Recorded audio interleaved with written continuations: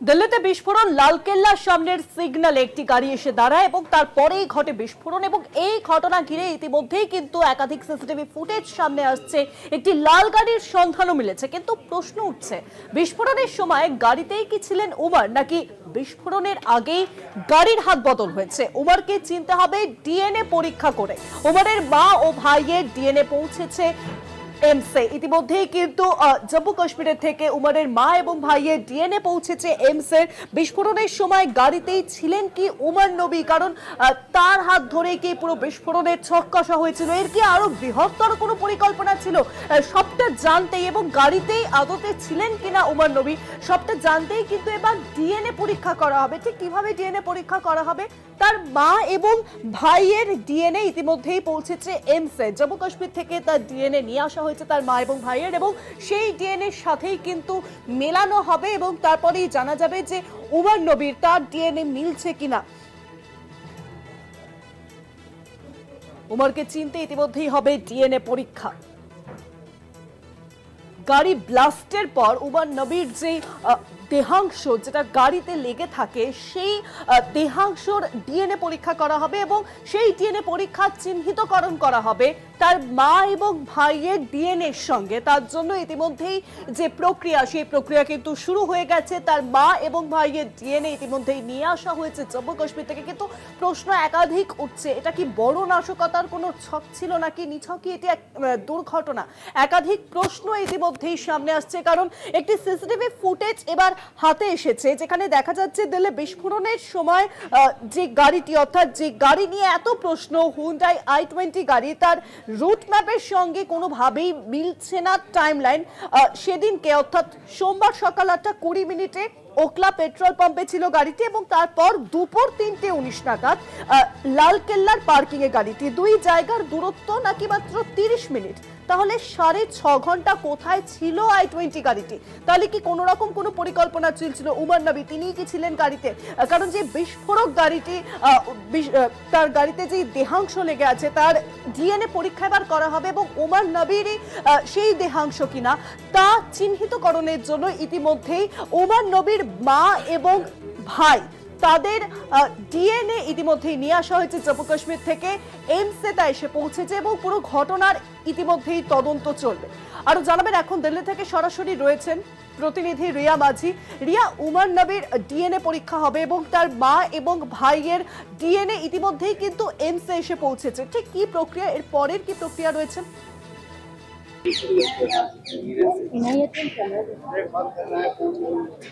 দেখো, আমি তোমাকে এই প্রশ্নের উত্তরে আসবো, কিন্তু তার আগে তোমাকে একটা বিষয় দেখাবো যে এই মুহূর্তে আমরা যে প্লেস অফ অকারেন্স তার ঠিক সামনেই আমরা রয়েছি।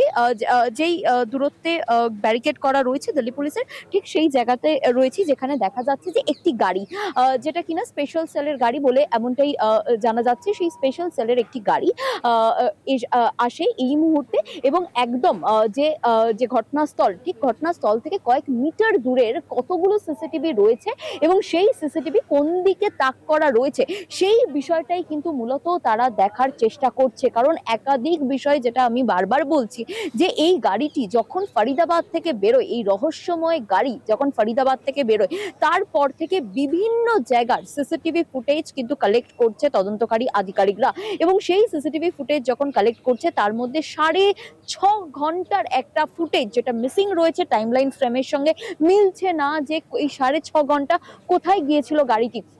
মূলত সেই কারণের জন্যই যে লাইন অফ রুট ছিল গাড়িটির ফরিদাবাদ থেকে এই রেড ফোর্ট অব্দি, তার মিডলে একাধিক এরিয়াতে গাড়িটি গিয়েছিল কিনা সেই বিষয়টা দেখার জন্য কিন্তু সিসিটিভি ফুটেজ ইতিমধ্যেই সংগ্রহ করার কাজ শুরু করেছে। এবং এই মুহূর্তে আমি যে গাড়িটি দেখালাম, যেটা স্পেশাল সেলের গাড়ি, সেই গাড়িতে 3 থেকে 4 জন তদন্তকারী আধিকারিক তারা ছিলেন এবং এসে এই যে আশেপাশে সিসিটিভি গুলো রয়েছে সেই সিসিটিভি গুলো মূলত তারা দেখলেন এবং তারা দেখে যে সেখান থেকে কোনো রকম ফুটেজ ফুটেজ তারা পেতে পারেন কিনা, কারণ এই যে তদন্ত চলছে সেই তদন্ত প্রসিডিং এ বিভিন্ন অ্যাঙ্গেলের সিসিটিভি ফুটেজ প্রয়োজন রয়েছে। সেই কারণের জন্যই কিন্তু বেশি করে সিসিটিভি ফুটেজ আরো প্রয়োজন রয়েছে, সেগুলো অ্যানালিসিস করার জন্য এই মুহূর্তে তদন্তকারী টিম, আমরা জানি দফায় দফায় তারা আসছেন, তবে আরো একটি টিম যেটা স্পেশাল সেলের টিম তারা এসেছেন, এসে এই যে রুট সেই রুটের সমস্ত সিসিটিভি আরো একবার তারা দেখছেন এবং যদি কোনোটা মিসিং হয়ে থাকে সেগুলোকে আরো একবার নেওয়ার চেষ্টা করবেন বলে এমনটাই কিন্তু সূত্র মারফত জানা যাচ্ছে। এবং অন্যদিকে তোমাকে জানাবো যে তুমি যে প্রশ্ন করেছিলে যে ডিএনএ টেস্টের কথা, একদমই দেখো যেই ঘটনার দিন জম্মু কাশ্মীর পুলিশ তারা পৌঁছে যায় এই উমর নবী তার বাড়িতে, এবং তার বাড়িতে পৌঁছে তার বাবাকে প্রথমে ডিটেইন করা হয়, এখনো ডিটেইন রাখা হয়েছে এবং তাকে যেমন জিজ্ঞাসাবাদ করা হচ্ছে, লাগাতার জিজ্ঞাসাবাদ করা হচ্ছে এই ছেলেকে নিয়ে। এবং অন্যদিকে তার ফ্যামিলি মেম্বার, তার মা এবং তার দুই ভাই, তাদের দুজনের ডিএনএ স্যাম্পল নেওয়া হয়েছে এবং সেই ডিএনএ স্যাম্পল নিয়ে যে 6 জন এলএনজেপিতে এখনো আনআইডেন্টিফাইড অবস্থায় রয়েছে, যাদের বডি রয়েছে, সেই তাদেরকেই কিন্তু ইতিমধ্যেই 6 জন যে আনআইডেন্টিফাইড তাদেরকেই কিন্তু দেখা হচ্ছে, তাদের ডিএনএ সঙ্গে ম্যাচ করিয়ে দেখা হচ্ছে যে মেলে কি না, অর্থাৎ উমর নবীর মৃত্যু হয়েছে নাকি উমর নবী, এই মুহূর্তে যে খবর আসছে যে একটি গাড়ি যেটা কিনা উমর নবীর নামে রেজিস্টার্ড, যেই গাড়ির নাম্বার ডিএল দিয়ে শুরু বলে এমনটাই জানা যাচ্ছে।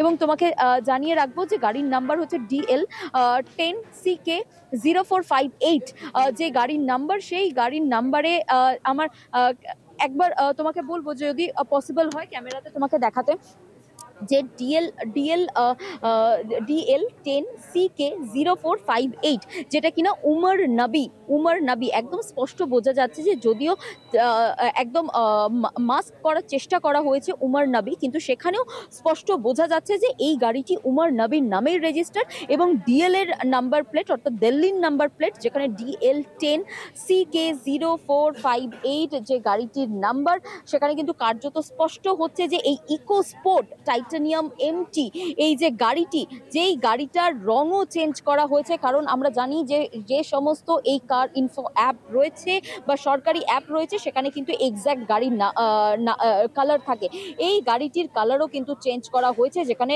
সাদা কালার দেওয়া হয়েছে, সাদা কালার রয়েছে, কিন্তু গাড়িটা সম্ভবত লাল কালার করে নেওয়া হয়েছে, কারণ দিল্লি পুলিশের কাছে যে ইনফরমেশন রয়েছে সেটা কিন্তু গাড়িটি লাল কালারের একটি ইকো স্পোর্ট গাড়ি, সেই গাড়িটি উমর নবীর নামে রেজিস্টার্ড। এবং যে 6.5 ঘন্টা স্প্যান আমি তোমাকে বলছিলাম যে 6.5 ঘন্টা কোথায় ছিল, ব্লাস্টের সময় কি উমর নবী ছিল এবং নাকি অন্য জায়গায় রিলোকেট করার জন্য গাড়িটাকে নিয়ে যাচ্ছিল, যে একাধিক প্রশ্ন আমি যে বারবার বলেছি বা সামনে এনেছি বা আমাদের লাইভের সময় সেই একাধিক তথ্য আমরা দিয়েছি, সেই বিষয়গুলোই কিন্তু প্রকট হচ্ছে, কারণ একের পর এক তথ্য যেটা সামনে আসছে সেটা কিন্তু অত্যন্ত উদ্বেগজনক।